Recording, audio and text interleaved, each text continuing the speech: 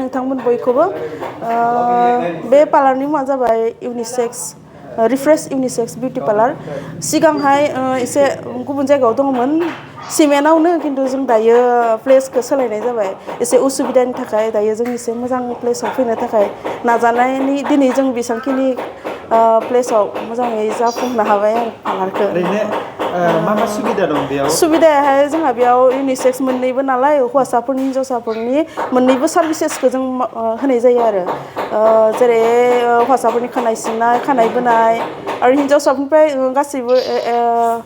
ए two Z services जेरैहाय मेकआपनिफ्राय लानानै हेयारनिफ्राय लानानै फेसियेल पेडिकिउर मेनिकिउर बेफोर गासै सार्भिसेसखौ होनाय जागोन आरो जोङो मिथिनो मोनो जोंनि ओनसोलफोराव गोबां फिसा फिसा बिउटि पार्लारफोर दङ बारा माने कर्स लायाखै थ' नोंथांमोना बेखौ खुलिनि सिगां अहाबाफोर कर्स लादोंमोन नामा? जोङो बेखौ खुलियै सिगां आं 15 इयार्स जाबाय एक्सुवेलि आं सिगां गुजरातआवहाय दङमोन बड'दरायाव बिनि उनाव जोङो बेंगलर पुने बेफोर जायगायाव आं खामानि मावना फैबाय आरो जोंनि जि साथाम जों दङ बिथांमोनाबो केरेलायाव लानाय दङ आंनि जिथुनाखि हासबेन्ड इउनिसेक्स जाय हेडट्रेजार बिथाङा केरेलायाव आरो आंनि बिनानाव बिथाङाबो बेंगलराव कर्सेस खालामदोंमोन बिथाङाबो आठ बोसोर जाबाय आंनि हासबेन्डआबो 10 बोसोर जाबाय आरो आंनि फंबाय सासे फैबावगोन दङ बिथाङाबो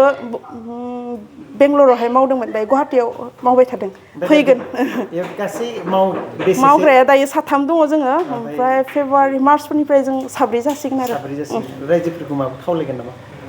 रायजोफोरखौ बेखौनो खावलायगोन जोंनि पार्लाराव फैनानै एसे जोंखौ सापर्ट खालामगोन जोंनि खामानिफोरखौ जोंजों मावजाफैगोन आरो जों फोरोंनायनि थाखाय दायो जोङो बेफोरबायदि लाथ'वाखै थारमाने उनफोराव जों नायनोसै आरो थारमाने जों टाइमबो होनांगौ जायो बेखायनो एक्जेक्ट जोंनि बे लकेसना जोंहा मेन सारियालि जे स्टेसन थांनाय लामानि राइट साइड लेफ्ट साइडआवहाय जे साइकेल दखान दङ खाथियाव एटाच आरो साइडआव बिटु मबाइल दखान दङ बिनि गेजेरावहाय जोंहा लकेसना सारियालियानो